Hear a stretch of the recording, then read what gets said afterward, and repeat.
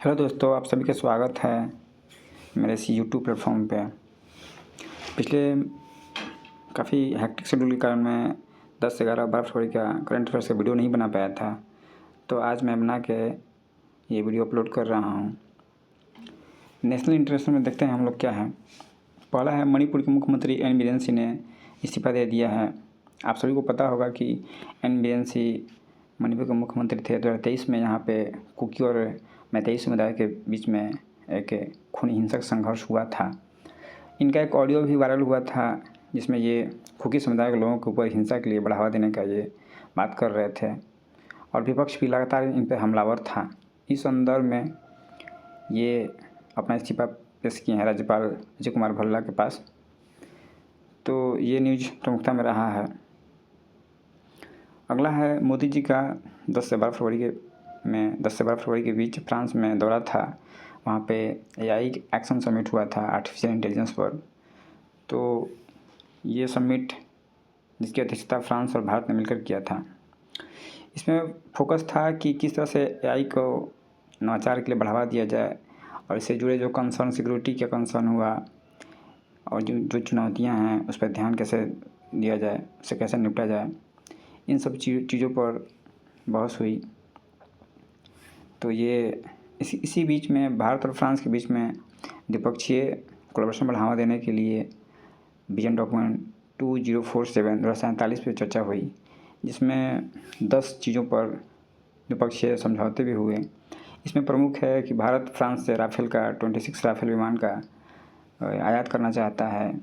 इसके बाद project 75 scorpion परियोजना, जिसमें वो पनडुब्बियों की योजना है, खरीदने की योजना है और अगले पीढ़ी के जो लड़ाकू विमान है उसका इंजन किस तरह से डेवलप किया जाए, इन दोनों के बीच में भी साझेदारी होगी। तो इन सब चीज़ों पर मोदी जी और जो फ्रांस के राष्ट्रपति है उनके बीच में समझौता हुआ है। इसके बाद मोदी जी मजार के युद्ध स्मारक पर भी दौरा करेंगे, जहाँ पे प्रथम विश्व युद्ध और द्वितीय विश्व युद्ध में जो भारतीय सैनिक शहीद हुए थे उनको श्रद्धांजलि अर्पित करेंगे। तो ये रहा दूसरा न्यूज। तीसरा है, भारत ने 2027 तक टारगेट रखा है कि वो फलेरिया मुक्त, अपने आप को फलेरिया मुक्त घोषित कर देगा। इसके तहत भारत 13 राज्यों के 111 प्रभावित जिलों में फलेरिया की रोकथाम के लिए दवाई वितरित की जाएगी। फलेरिया के संबंध में जान लेते हैं दोस्तों। इसको लसिका फलेरिया आमतौर पर कहा जाता है, हाथी पाँव के नाम से जाना जाता है। ये मच्छर काटने से होता है, जिसमें पैर की जो मसल्स है वो फूल जाती हैं और उसमें सुनापन आने लगता है, आपने देखा भी होगा। अगला नेक्स्ट है, एशिया का सबसे बड़ा air show arrow India defence show 25, यह 15वां एडिशन है। यह बेंगलुरु में शुरू हुआ है। तो इसमें सबसे पहली बार इसमें सुखोई 57 जो रूस का लड़ाकू विमान है 5वीं पीढ़ी का और अमेरिका का F-35 5वीं पीढ़ी का लड़ाकू विमान दोनों शामिल हो रहे हैं। पहली बार ऐसा हो रहा है, ठीक है। तो ये डिफेंस कोलैबोरेशन को बढ़ाने के लिए और भारत का जो अपना क्षमता है उसको दिखाने के लिए भी ये सब शो आयोजित किया जाता है। किस तरह से भारत में निवेश बढ़े डिफेंस के क्षेत्र में, 300 चीज़ों पर ये यहाँ पे एयर शो किया जा रहा है।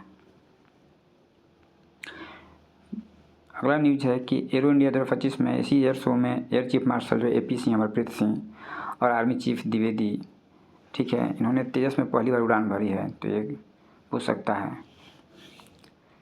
अगला नेक्स्ट, नामीबिया के संस्थापक पिता सैम नुजोमा, ठीक है, इनका निधन हो गया है। तो ये भी पूछ सकता है। अगला नेक्स्ट है, रोहित शर्मा भारतीय कप्तान के रूप में अपना 50वां वनडे खेलते हुए 9 शतक लगाया है। तो ये चौथे भारतीय बन चुके हैं, ठीक है, जिन्होंने सबसे अधिक रन बनाया है। पहला है सचिन तेंदुलकर, दूसरा विराट कोहली, तीसरा सौरव गांगुली। तो सबसे ज़्यादा रन बनाने वाले चौथे भारतीय बन चुके हैं क्रिकेटर। नेक्स्ट है, बहुत इंपॉर्टेंट है ये एग्ज़ाम के लिए, ट्रांसपेरेंसी इंटरनेशनल की 2024 की रिपोर्ट के अनुसार जो भारत है करप्शन के मामलों में उसका रैंक 96 है। 180 कंट्री के बीच में 96 रैंक है इसका।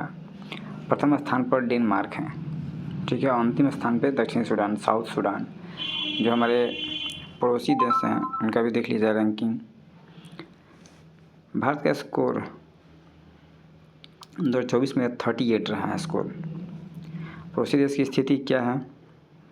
भूटान रैंकिंग 18 में है 18, चीन 76 पे है, श्रीलंका 121, पाकिस्तान 135, अफ़गानिस्तान 165। तो इसमें मुख्य रूप से पाकिस्तान का और चीन का जाना जरूरी है। पाकिस्तान 135 पे है, चीन 76 पे। बिहार संबंधित देख लेते हैं दोस्तों। बिहार के 33 जिलों में, ठीक है, केंद्रीय जल आयोग का एक रिपोर्ट आया है, उसमें खुलासा हुआ है कि 33 जिलों में आयरन की मात्रा जल में अधिक प्राप्त हुआ है। ठीक है, अभी चीफ मिनिस्टर का औरंगाबाद डिस्ट्रिक्ट का दौरा हुआ था, तो उन्होंने कुछ घोषणाएं की हैं कि नेशनल हाईवे पे एक ट्रॉमा सेंटर बनाया जाएगा, औरंगाबाद में एक स्पोर्ट्स कॉम्प्लेक्स और स्टेडियम का निर्माण किया जाएगा। आपको पता होगा कि औरंगाबाद से NH-19 और NH-139 गुजरता है, और साथ ही यहाँ से अभी कोलकाता वाराणसी एक्सप्रेसवे का निर्माण किया जाना है। तो ये दोनों के बीच में ये पड़ता है, इसी रूट पे पड़ता है, तो इम्पोर्टेंट हो जाता है। तो यही तीनों दिन के प्रमुख करंट अफेयर्स थे दोस्तों। चलिए, और 13 तारीख का करंट अफेयर्स मैं नेक्स्ट वीडियो में डाल देता हूँ, अपलोड कर देता हूँ। थैंक यू दोस्तों।